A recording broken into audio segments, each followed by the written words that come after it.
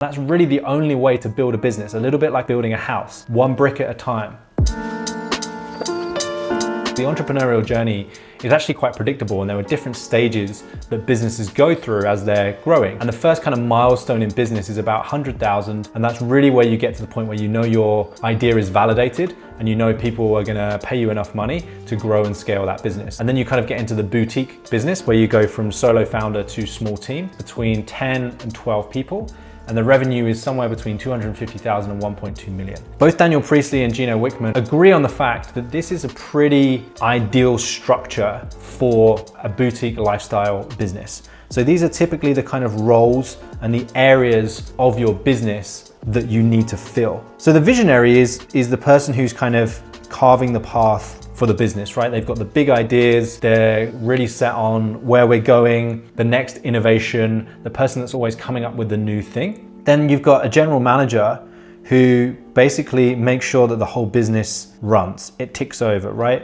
Are we hitting our objectives? What's our marketing spend? The general manager is kind of keeping an eye on all of these other different departments. But one of the key roles the general manager has is bringing the visionary kind of back down to reality. So the visionary is out there with these big ideas, these big picture thinking, and the general manager typically, if they've got good attributes, is someone who will be able to kind of bring them back down to earth a little bit and sense check their ideas. And so that's why kind of Steve Jobs and Steve Wozniak worked quite well as a pair, because Steve Jobs was much more of a visionary and Steve Wozniak was much more of a kind of reality thinker, behind the scenes code. How does this thing work? I'm not saying Steve Wozniak was the general manager, he definitely wasn't, but that's kind of an example of that relationship at play. Then you've got all of the stuff that just has to happen in business, right? So like your finance and your admin, making sure your clients pay you on time, making sure your suppliers get paid on time, all of the admin day to day that comes from running a business. Then you have sales and marketing, and then finally you have the operations or the kind of delivery of the business. As the founder,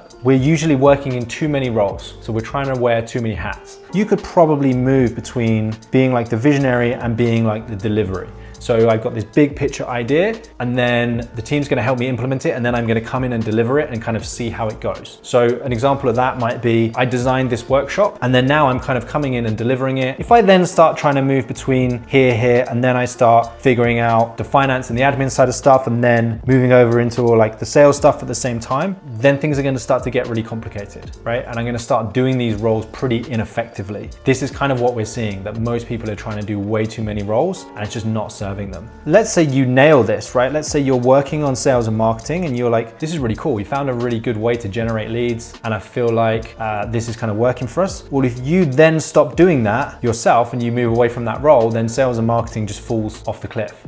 Right? And this is what a lot of you experience. You go out there, you go to networking events, you win clients, you're like, oh, business is going pretty well this month. And then you've got to deliver those projects, and sales and marketing then falls off a cliff. And so the way that we stop that from happening is we build a system around this. So once something is working, we then systemize it so that once we stop working in it, it carries on working without us. And that's really the only way to build a business, a little bit like building a house, one brick at a time. Right? We find the right shaped brick, we know that it fits in, we put it in the wall, we move on, we get the next one. And what we essentially want you to figure out is what's your next hire and what is the next system that you need to build. So the rule of thumb, where we're trying to move and where all of our businesses should be trying to move, is that really, as the founder of the business, there shouldn't be more than 2 roles that we really do in this business. And when we have that, when we have those roles in place, and we have an amazing team of people that can support us, then we get to choose, hey, a cool project just came in, I feel like working on it, amazing. We know we can work on it and we're just adding value.